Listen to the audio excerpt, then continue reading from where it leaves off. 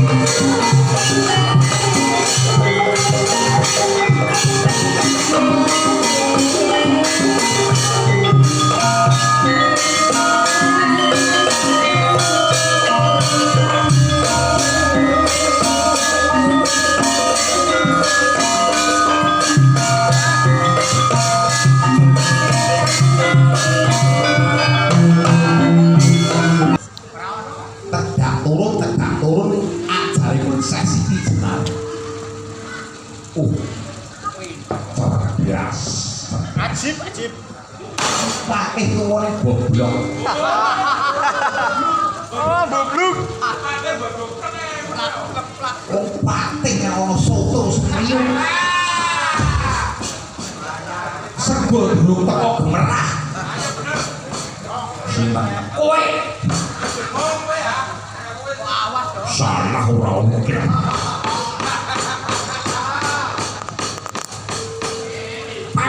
Dalem wis ngeplak ongkol tak utus menyang Tenggi sowan ana ngarsane Kebu Kenaka dijaluki tulung kon mundurake sastra kusuma inggih kesaken dawuh kapan kula mangkat nggih saiki kok ben lha sik do mangan soto apa kok gendanan mekaten namane pun maki kula ingkang tanggul jawab kula ingkang tanggul jawab sedaya menika wonten asmanipun Jafar Sudi inggih kula namung derek iya pangan koyo ngono budal putih iki kok dhewe kesaken dawuh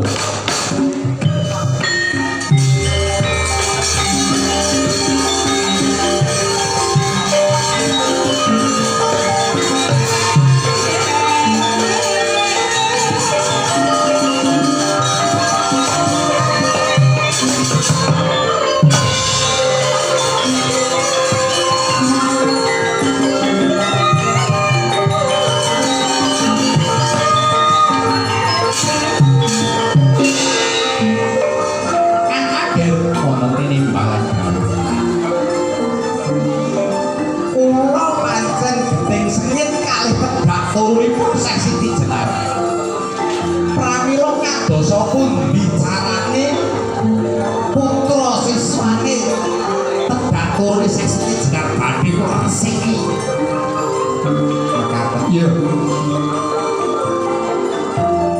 paduka mangke manut napa kemawon ingkang dados kalapan kula niki kula mangke derek beres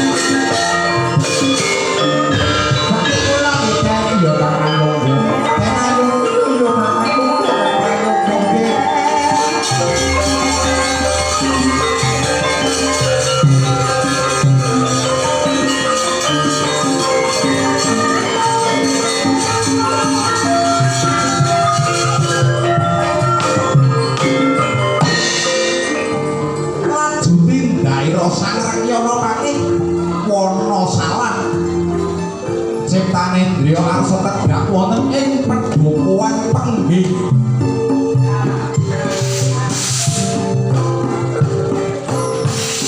nunggel kangkur wing kampur do papane nanging siji critane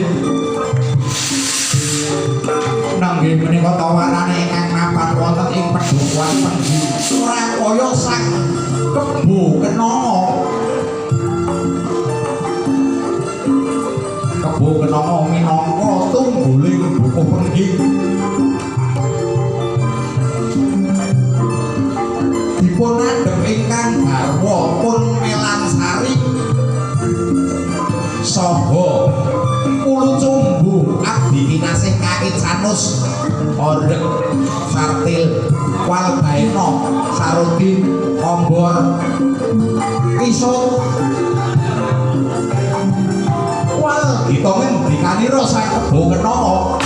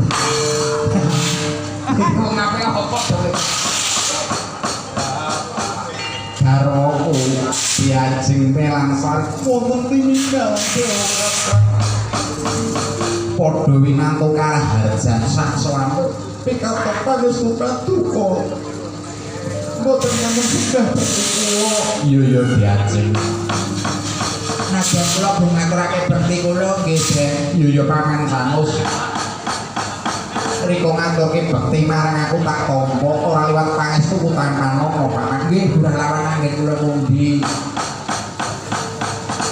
bali menyang garwaku Diajeng Melansari betul temen aku kalawan Diajeng nggone omah-omah bangun bali wisma ewadene nganti teka sayahene kok durung pinaringan wiji saka sing gawe urip durung pinaringan putra pidun kepiye lha katuba menika kados pundi oh katuba menika ingkang ndang lha katuba ingkang ukir wong perkara kaya niku kok bisa digawe masane jarinya kuwi gampang denayu kepiye Rama coba saran-saranane nek umpamane kok ndendarane kula kebukena kok ora ampun nek tak sili nggonyo kepiye sinyah anggap barang bangsane ladi apa bangsane apa ya nek nganti ora dadi nek ora dadi tak balekaken garansi tak wene wektu setahun kok wiya gawe ora dadi ora mateng-mateng kok tak balekaken yo penak wermo aku yo kok suwe-suwe gila njok karo Riko lah gila ki nang opo padake nyong asu wong karo darane koyo lah niki kan kula mung koyo ngono niku nanti deh urun rambut koyo wong sing jenenge napa-napa niku nek sing gawe urip sing kuwasa dereng pari niku mbok ora susah sing penting wong awake dhewe niku wajib ndonga wajib ikhtiar ning sedaya niku sing nentokake Gusti Allah Taala kowe kok semodo entres melek cerdas niku kadang kalane kaya kuwi ya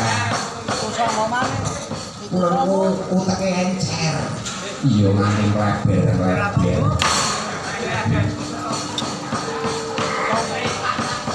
nanging kula menika kok getun sami getun kepiye diajeng kula menika kok sering ngimpi lho lah nek sering ngimpi iki kepiye kula menika ngimpi menika kok kados kula menika mangku rembulan kakang wah iya sampean ngimpi mangku rembulan den iya kakang opo Riko ngerti lah kira-kira ngimpi sampean jam piro yo golongane jam 4:30 wong ngimpi kok ngerti jam yo ora ngimpi kuwi yo tegese kuwi bar ngimpi iki aku njur tangi njur nyangkolah iis kaya ngono kok yo Riko ngerti ora mangan werdine ngimpi rembulan kuwi kepiye Bang lah niki ngaten Den nek miturut dawuh wong tuwa miturut dawuh wong sepuh nek wong wadon ngimpi mangko rembulan niku insyaallah den boten dawuh malih menika badhe dipun paringi wiji suci dipun paringi turunan kuwi benar insyaallah benar wis pentres wis terawang niku kaya niku kula niku nek wis mandi den sedulure nyong kuwi lara parah njaluk banyu karo nyong tak wene banyu Den ha wis sampe mati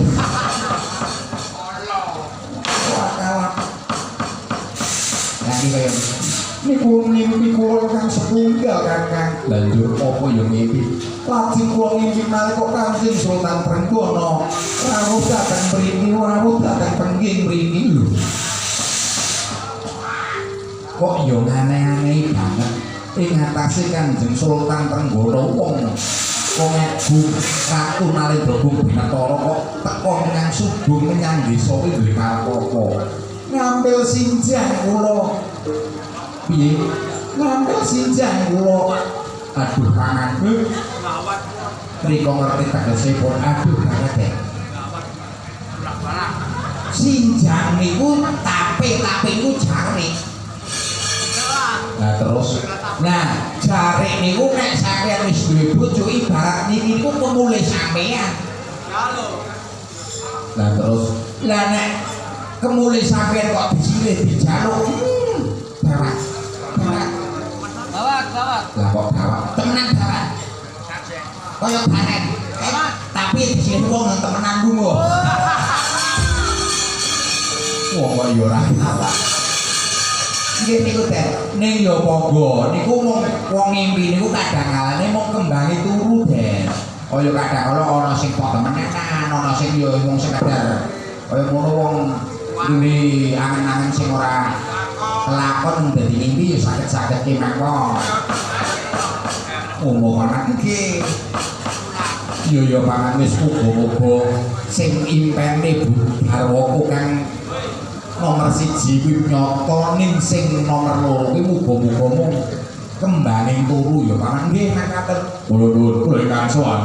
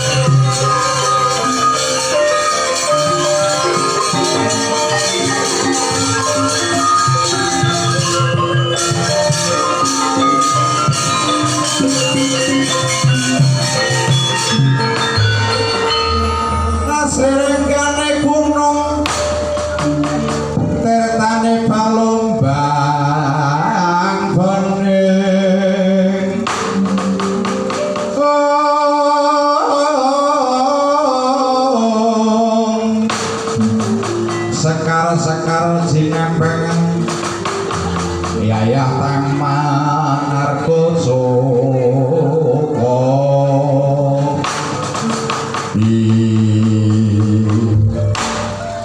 menawi kula waspadakaken menika kados pangan patih Wonosalam sugeng rawuh paman. Yo nggih. Pun paman patih Wonosalam ngaturaken pasegahan Ponokrami Wisatapa tiba padha-padha. Nadyan kula iki ngaturaken bekti kula kang patih yo Nduk. Wis tak tampa tiba padha-padha kula ngaturaken bekti kula Pak Patih. Yo Canus. Mangke to mangke sak sampunipun ngasat ingkang dados Riwi Paduka. Wonten wigatos ingkang pundi dening Paduka Paman Patih kersa sowan rawuh wonten ing gubuk kula penggih mriki. Ha iki mangkene nggih. Mundi dawuh ature anak angger Sultan Trenggono menawa wektu dina iki Kraton Kasultanan Demak iki lagek nandhang pepeteng. Ya kuwi sebabe saka Adipati Grobogan kang mangawak Sasrakusuma. Lho, Dimas Sasrakusuma tumindak menapa paman? Dheweke sembrono wani nidra dadi maling nyolong sekali kedaton ing Demak Bintara. Mula waleh-waleh apa pundi dawuh Kanjeng Sultan Trenggono yen ora anak angger pengging anak angger Kebo Ketama sing ngrampungi perkara iki ora loro ora bakal rampung. Mula ngger iki dawuh saka Kanjeng Sultan Trenggono anak angger pengging kudu ngrampungi masalah iki kudu mundurake Sasrakusuma kuwi nggih. minangka panghormatan bilih kula menika dipun sambat dipun dhawuhi saking Kanjeng Adipati pramila kula badhe daya-daya mapakaken yayi kula Sasra Kusuma lho yen kowe mawon aturke gunging panuwun samangke kula badhe medal masilan badhe mapakaken ridhanipun yayi Sasra Kusuma sing ati-ati menawi nggih nyuwun tambahing pangestu.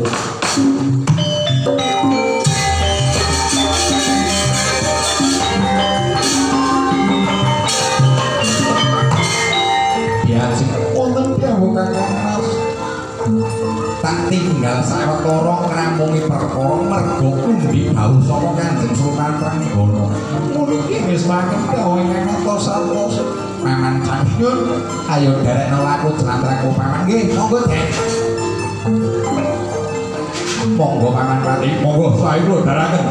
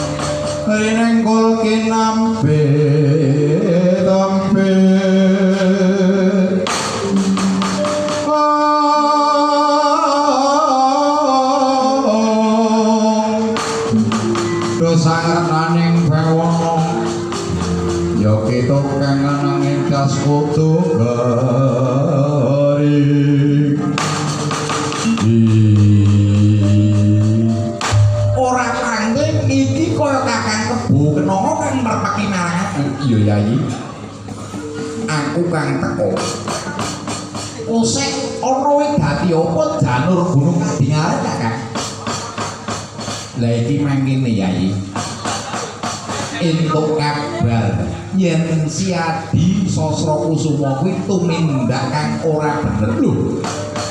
Tumindak ora bener kepiye? apa bener si Adi kuwi dadi maling nyolong sekaring kedaton kraton Demak Bintara? Ya ora tedeng aring-aring blakotang terus terang. Dibalekke yo Yayi lho. Kok iso? Lho, aja mengkon Yayi kuwi tumindak kang ora becik lho. Kakang Kebo Kenanga ki apa wis mingerke blakmu? Apa ora kelingan apa ora kemotan? Wong Demak Bintara ki sapa? Lah wong Demak Bintara ya wong Demak Bintara. Kuwi mungsuhe Kanjeng Rama Siti Jenar almarhum. Lah sambung rapete apa? Weh, pancen wis disogok pirang juta kowe.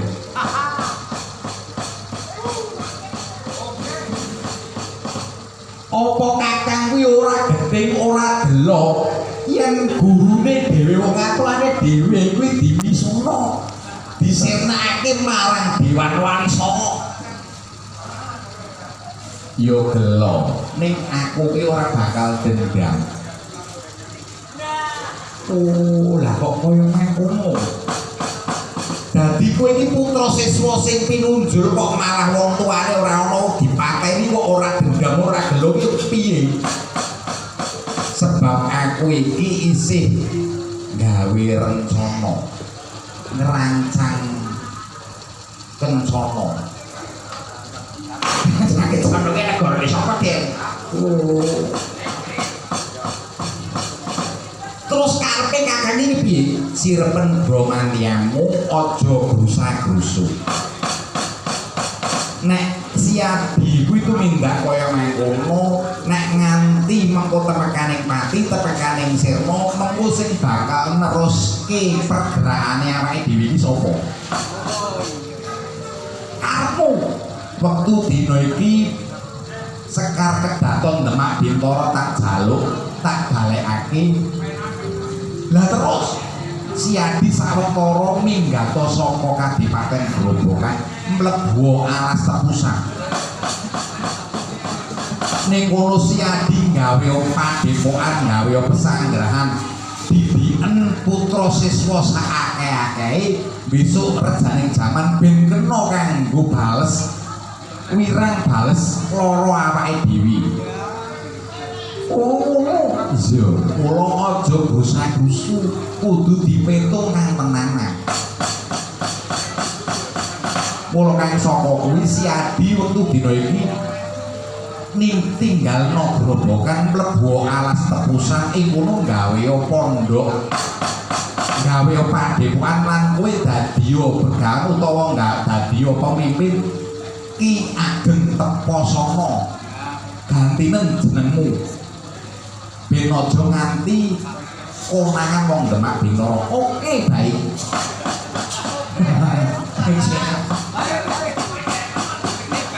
Yo, yen kaya mengkono aku bakal manut apa kan dadi tembungmu kakek. Lah ngono beres. Mengko yen Siti Wanci dikepul Demak Bintara. Oke. Mula kang saka kuwi endi? Kusumane ngayu tak balekake menyang kraton Demak Bintara. Yo, ngesake dawuh kakak.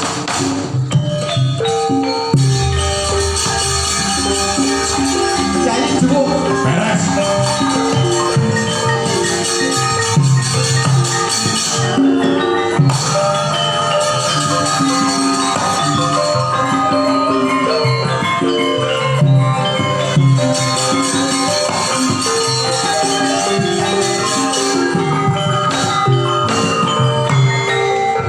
Yen kaya mengkono aku ngesake dawuh. Besok Titi kula mangsa bareng ketemu gepuk kraton Demak Bintara kakak yo. Yen aku isih pinaringan panjang umur yo Yai yo tak dongake kakak. Donga dinonga yo Yai.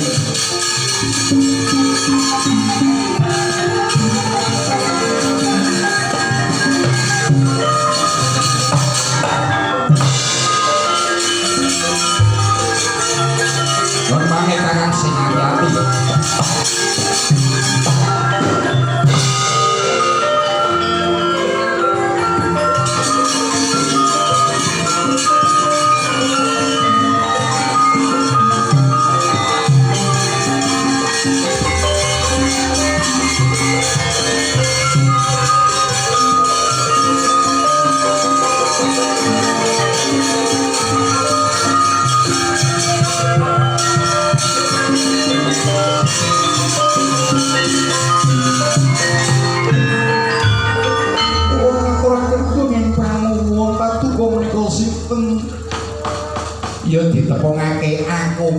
kenanga tungguling bukuh pengging saking monggo derayu kula dherekaken wangsul gatekaken Demak Bintoro suwi kula dherekaken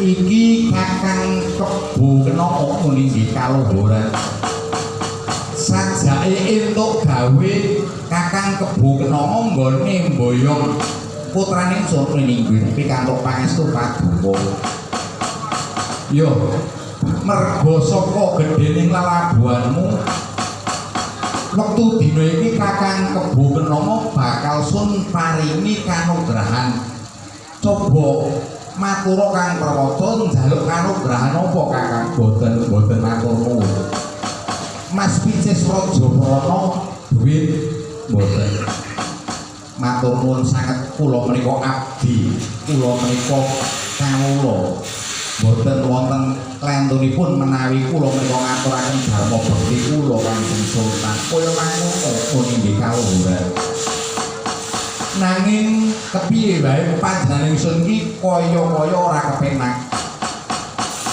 mula wektu dina iki nadyan to dikaya apa Kakang Kebo Kenaka bakal tak paringi bumi perdikan ya kuwi bumi pangutih ing sakiwa tengene desa Pengging ngono nggih ngaturaken bumi panuwun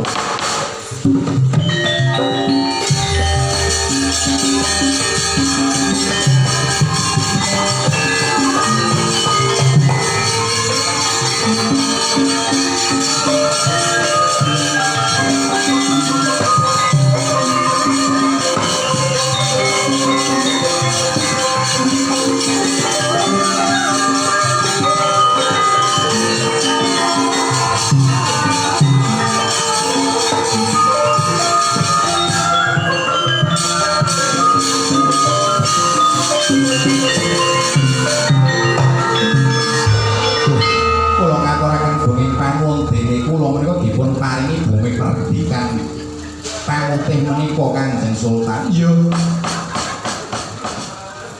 Kebo kenapa wonten dawuh Kanjeng Sunan Jafar Sodi. Iki mangkene yo. Kebo kenapa kados pundi?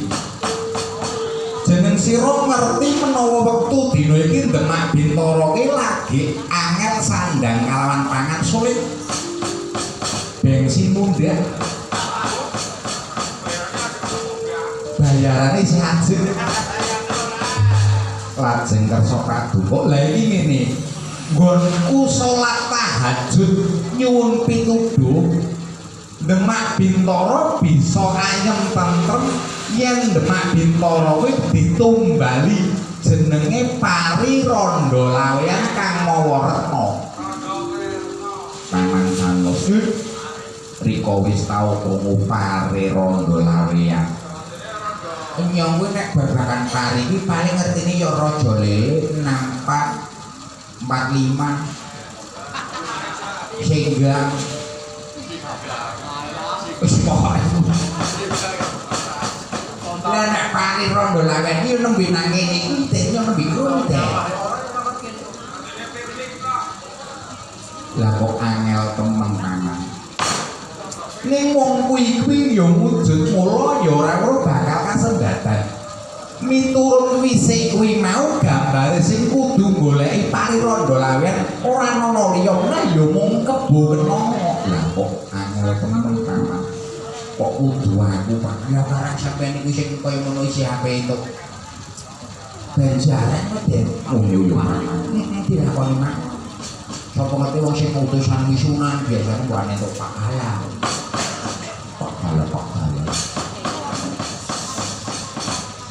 piye Kebo Kenanga puniki menawi pancen mekaten kula badhe upadi wujudipun Pari Randha Lawean ingkang Mawaretna ya kaya mengkono puniki kula nyuwun pamit Kanjeng Sunan sing ati-ati Kakang.